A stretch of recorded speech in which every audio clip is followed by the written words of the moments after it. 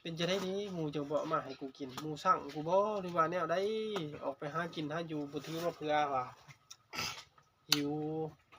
ถามหมูไร้บาดนี่หมูมามึงคือบ่หามาให้กูกินแน่เว้ยถามผู้นั้นมึงคือบ่หามากูกินแน่ถามผู้นี้มึงคือบ่หามากูกินแน่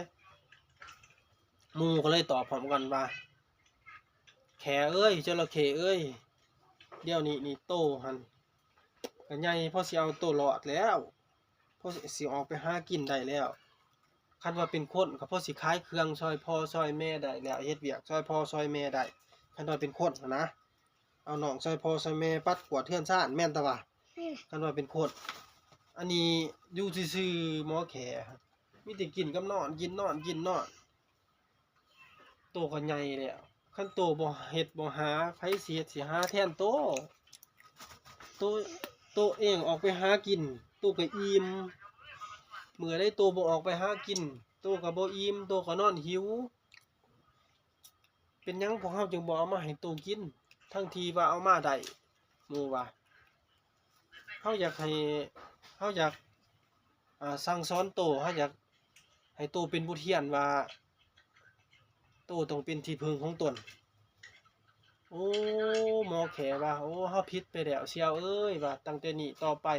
เฮาสิออกไปหากินตั้งใจหากินคันว่าเป็นคนก็สิซอยเวียกพ่อแม่ปัดกวาดเรือนชานอ้อน้องซอยพ่อซอยแม่ขายเครื่องซอยพ่อซอยแม่แล้วบัดนี้ตั้งใจแล้วบัดนี้นับแต่มื้อนั้นเป็นต้นมาหมอแขก็ตื่นแต่นอนจึกจักออกไปหากินสวนหมู่ไปเว้ยไปหากินเว้ยออกไปหากินบ่อนหันบ่อนนี้เว้ยสุงสิได้หลายเว้ยไปหา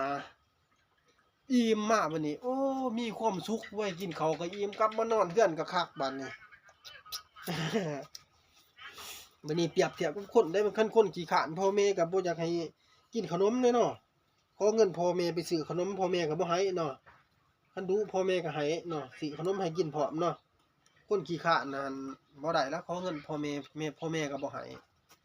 ใส่ไปใช้ก็บ่ไปบ่ได้แนวน่ะนิทานเรื่องนี้สอนให้รู้ว่า